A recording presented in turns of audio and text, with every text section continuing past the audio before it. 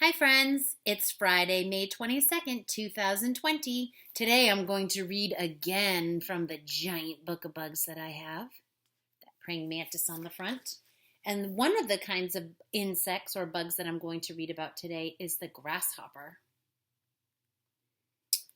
All right. Although they are usually only a couple of inches long, grasshoppers can leap some 200 times their own length. They have long back legs with powerful muscles that help them hop and jump away from enemies such as hungry birds. Insects such as crickets, katydids, and locusts belong to the grasshopper group. They feed on leaves and grasses and have strong mouth parts for biting and chewing their food. Besides their jumping ability, grasshoppers are famous for their songs. Usually, it is the male that sings to attract the attention of females. Some kinds of grasshoppers, such as locust and spur-throated grasshoppers, make buzzing sounds. These sounds are created when the grasshoppers scrape the ridges, which look like rows of tiny pegs on the inside of their back legs, against the thickened edges of their front wings. The scraping action is somewhat like sliding the teeth of a comb across the edge of a card. Other grasshoppers, such as katydids and crickets, rub special hard areas on their front wings together to make their song. Most grasshoppers have two pairs of wings. When not in use, the larger, more delicate back wings are folded beneath the narrow, tougher front wings. Each species of grasshopper has a slightly different song. Grasshoppers have very good hearing, and females are particularly good at recognizing the songs of their own kind. This helps them to know which male grasshopper to mate with. The grasshopper's hearing organs are positioned on their abdomen. And when not feeding, grasshoppers stay very still to avoid being noticed by predators. If disturbed, the grasshopper leaps into the air with the help of its strong back legs and flies a short distance until it is safe to drop to the ground again.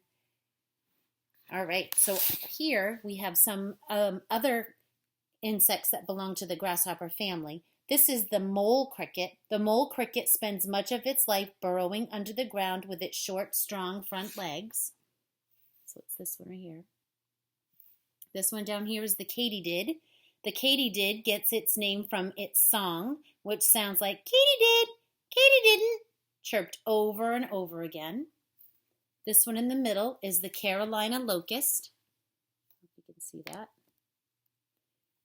This locust can do lots of damage to food crops, so farmers do not like locusts. And this one is a field cricket. We've seen lots of those black little crickets you find outside. In spring and summer, the field cricket sings day and night. And this large grasshopper right here is called the spur-throated grasshopper. This grasshopper is very common in fields and prairies where there are plenty of plants for it to eat. It eats up leaves and flowers so quickly that it can cause great damage to food crops. The female lays her eggs on the ground in the fall. They are covered with a sticky substance that dries around them to make a protective case. The eggs hatch the following spring. So farmers do not like grasshoppers. The next part I'm going to read is about ants. All ants are tiny. Most are well under an inch long. They live in huge, well-organized groups called colonies. Colonies contain thousands of individuals, and the nest is a maze of chambers and tunnels made underground or in rotting wood. Most members of the ant colony are female. Each colony includes at least one queen ant. That's just like the bees we read about. And the queen lays all of the eggs. The workers are also female and do not have wings. Workers cannot lay eggs. They gather food and look after the nest, eggs, and young.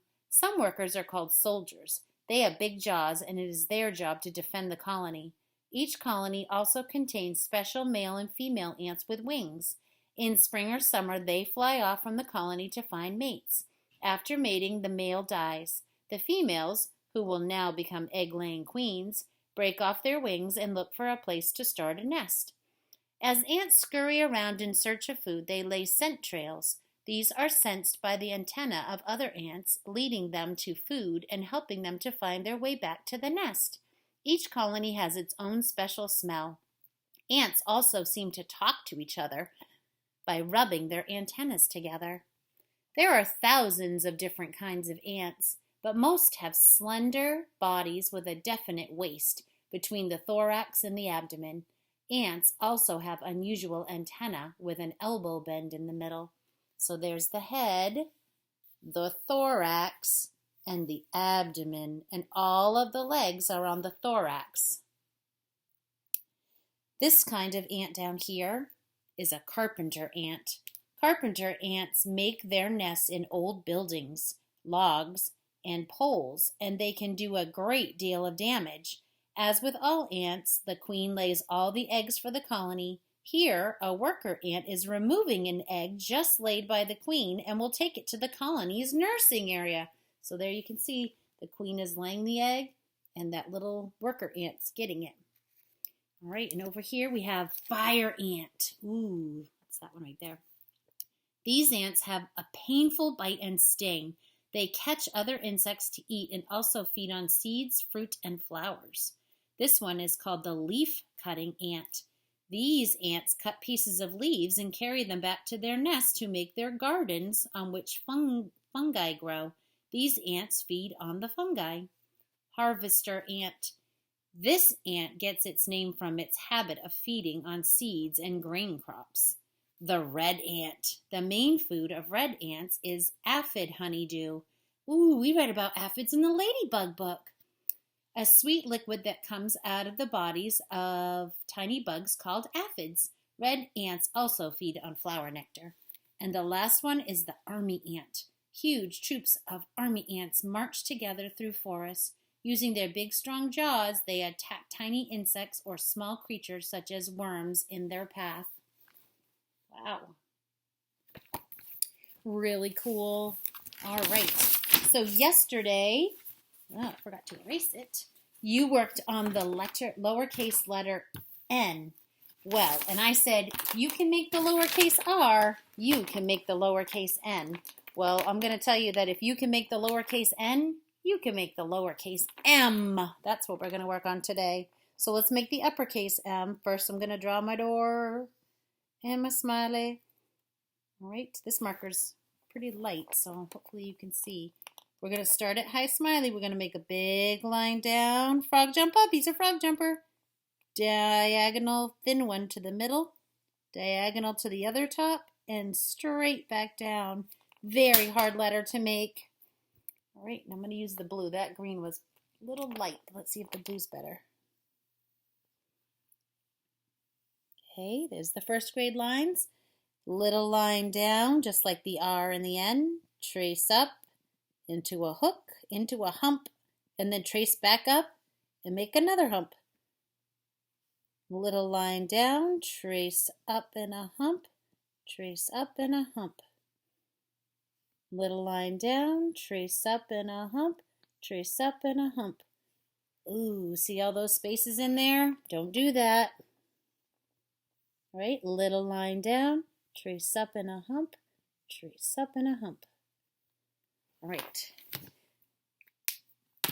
All right, friends, this weekend is Memorial Day, so Monday you don't have school. You can take a break and get outside and play. Hopefully it's going to be nice and sunny this weekend, so you can get out. I will see you again on Tuesday, and I will have my virtual classroom up for you to play with some of the games and sing some of the songs on there. Hopefully you'll like it. I want you to have a good weekend. See you on Tuesday.